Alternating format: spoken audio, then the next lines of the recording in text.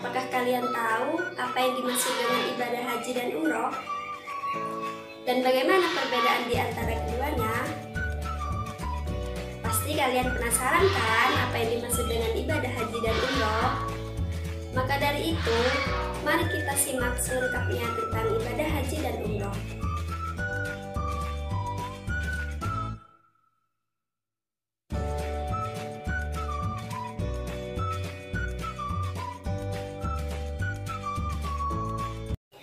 Assalamualaikum warahmatullahi wabarakatuh. Bagaimana kabar kalian semua? Pastinya baik kan? Pada kesempatan kali ini, saya, Kak Lucy, akan menjelaskan kepada kalian tentang dahsyatnya persatuan ibadah haji dan umroh. Sebelum memasuki materi, kakak di sini akan menjelaskan tujuan dari pembelajaran. Tujuan dari pembelajaran kali ini mendeskripsikan ibadah haji dan umroh, menyebutkan dalil tentang ibadah haji dan umroh, menjelaskan syarat wajib haji dan umroh, menjelaskan rukun haji dan umroh, menjelaskan wajib haji dan umroh, menjelaskan sunnah haji, menyebutkan larangan haji dan umroh, mengambil hikmah dari ibadah haji dan umroh. Nah, baik teman-teman, pasti di antara kalian sudah tahu apa rukun Islam yang kelima. Rukun Islam yang kelima ialah menunaikan ibadah haji ke Mekah bagi orang yang mampu. Setiap bulan Dzulhijjah, umat Islam di dunia ini banyak yang melaksanakan rukun Islam yang kelima, yaitu menunaikan ibadah haji ke Baitullah. Kegiatan ini merupakan napak tilas dari sejarah masa lalu yang pernah dilakukan oleh keluarga Nabi Ibrahim alaihissalam. Saya di sini juga akan membahas tentang ibadah umroh. Nah, untuk mengetahui apa itu ibadah haji dan umroh, saksikan terus ya teman-teman video berikutnya.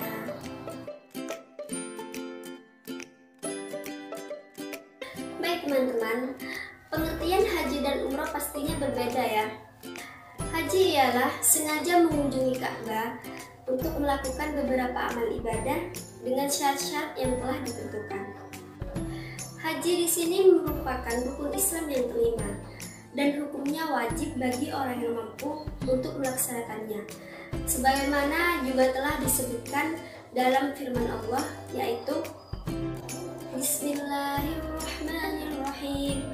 Fihi ayatun bayyinatun maqamu Ibrahim wa man dakhala kana amina wallahu 'alan nasi hijjul baiti man istata'a ilaihi sabila wa man kafara fa innallaha ghaniyyun 'anil 'alamin. Yang artinya, mengerjakan haji adalah kewajiban manusia terhadap Allah, yaitu orang yang sanggup mengadakan perjalanan ke Baitullah. Barang siapa mengingkari, maka sungguhnya Allah Maha Kaya dari semesta alam. Di samping melaksanakan ibadah haji, umat Islam juga wajib melaksanakan ibadah umroh ya teman-teman. Pengertian dari ibadah umroh sendiri di sini ialah berkunjung ke Ka'bah dengan melaksanakan tawaf dan sa'i dalam waktu yang tidak ditentukan. Nah, untuk hukum melaksanakan ibadah umroh di sini ialah fardu ain bagi umat Islam, yaitu melaksanakan satu kali seumur hidup. Sebagaimana telah dijelaskan dalam firman Allah, yaitu Bismillahirrahmanirrahim. Wa atimmul hajja wal umrata lillah.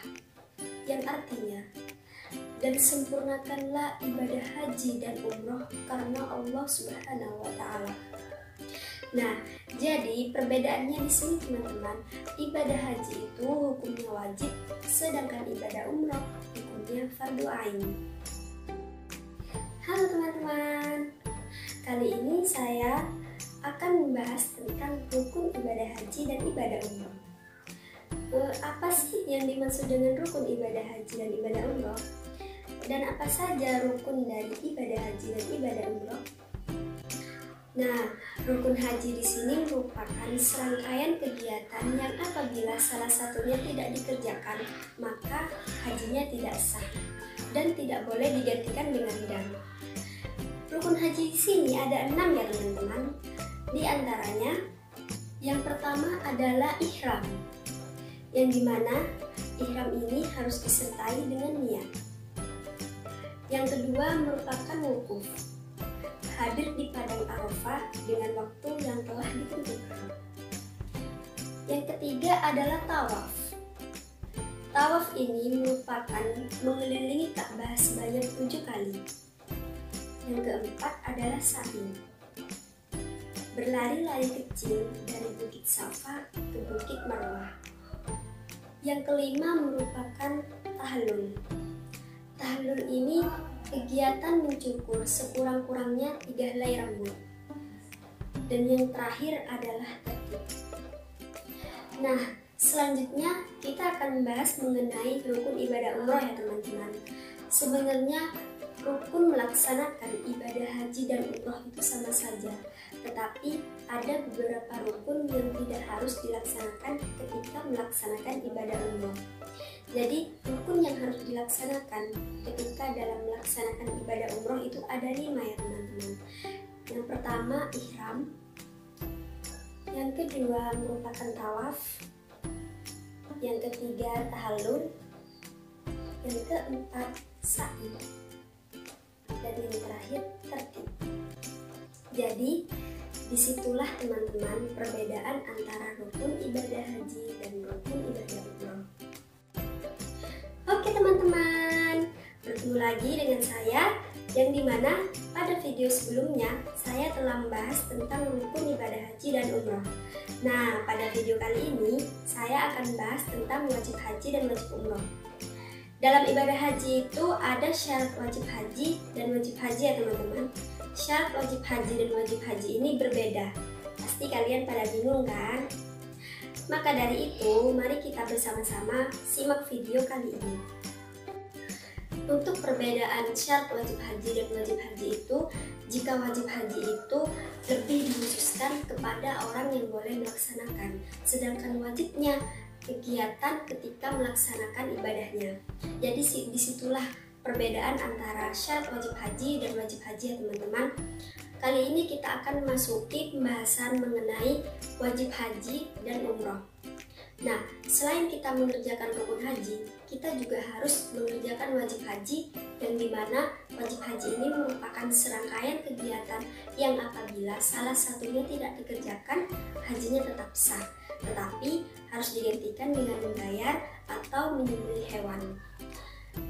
Wajib haji ini ada 7 ya teman-teman. Di antaranya, yang pertama ihram dari mikot, yang kedua berhenti di Musdalifah, yang ketiga melontar jumroh Aqobah, yang keempat melontar 3 jumroh, jumroh ula, jumroh wusta, jumroh Aqobah.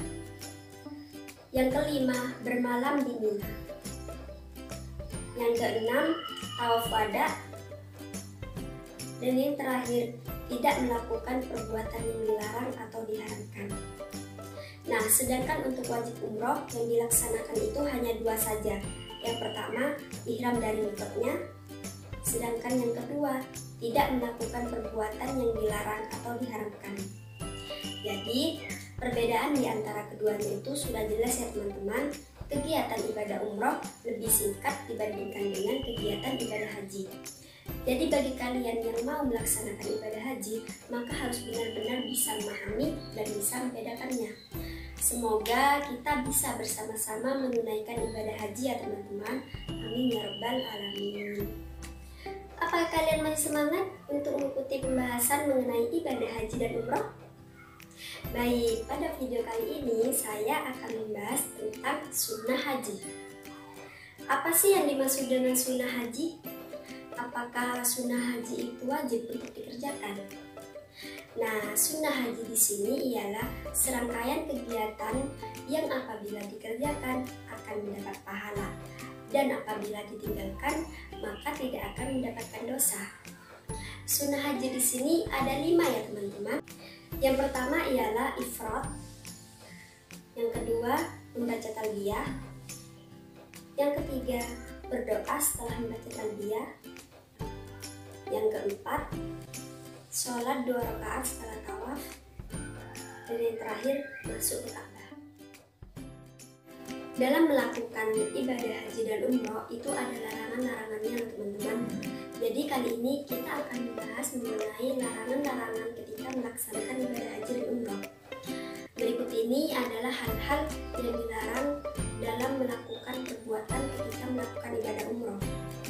Bagi laki-laki, yang pertama ialah tidak boleh memakai pakaian yang berjahit, baik itu jahitan biasa, sulaman, atau bahkan diikat kedua ujungnya. Yang kedua, tidak boleh menutup kepala. Larangan bagi perempuan, tidak boleh menutup wajah dan juga kedua telapak tangan. Nah, sedangkan larangan bagi laki-laki dan perempuan itu, yang pertama tidak boleh memakai wangi-wangian. Yang kedua, tidak boleh menghilangkan rambut atau bulu badan yang lainnya. Yang ketiga, tidak boleh memotong kuku. Yang keempat, tidak boleh mengakadkan nikah. Yang kelima, tidak boleh bersetubuh bagi suami istri. Dan yang terakhir, tidak boleh berburu atau membunuh binatang. Jadi bagi kalian yang melaksanakan ibadah haji harus benar-benar menjauhi hal-hal atau perbuatan yang dilarang atau diharamkan agar haji kita diterima dan menjadi haji yang makbul.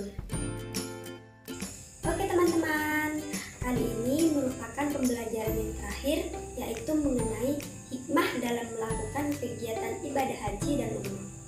Apa saja hikmah dalam ibadah haji dan umroh? Nah, setelah kita membahas ketentuan kegiatan ibadah haji, kita juga bisa mengambil hikmah dari mempelajari bab tentang ibadah haji dan umroh.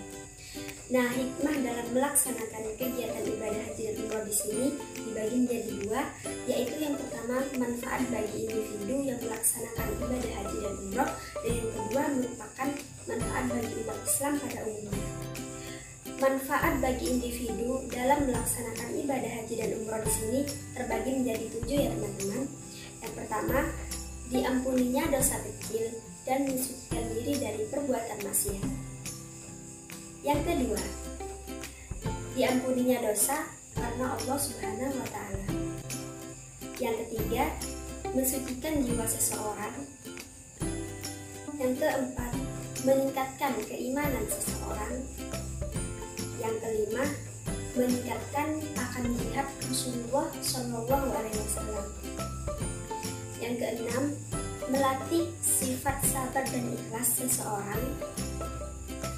Dan yang terakhir, mensyukuri nikmat yang telah diberikan oleh Allah Subhanahu Wa Taala, yaitu berupa nikmat sehat dan nikmat harta. Nah, kemudian manfaat bagi umat Islam pada umumnya di sini terbagi menjadi 4 ya teman-teman. Yang pertama, meningkatkan persaudaraan dan kesatuan umat Islam di seluruh dunia. Yang kedua, mempererat tali persaudaraan antar umat Islam di seluruh dunia. Yang ketiga, media untuk berdakwah, menyebarkan ajaran agama Islam di seluruh dunia. Dan yang terakhir, lebih mementingkan kepentingan agama daripada kepentingan pribadi. Nah, jadi hikmah dalam melaksanakan kegiatan ibadah haji dan umroh di sini banyak ya teman-teman.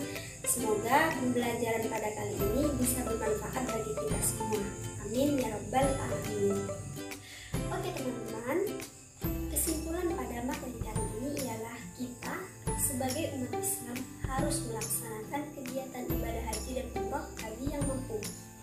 Dan dalam melaksanakannya, kita juga harus benar-benar memahami apa yang harus kita kerjakan dan juga apa yang harus kita tinggalkan agar haji kita menjadi haji yang mabrur dan tidak sia-sia. Demikianlah pembelajaran mengenai materi kali ini. Semoga pembelajaran kali ini bisa bermanfaat bagi kita semua dan juga orang lain.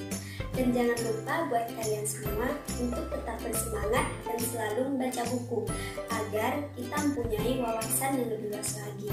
Wassalamualaikum warahmatullahi wabarakatuh.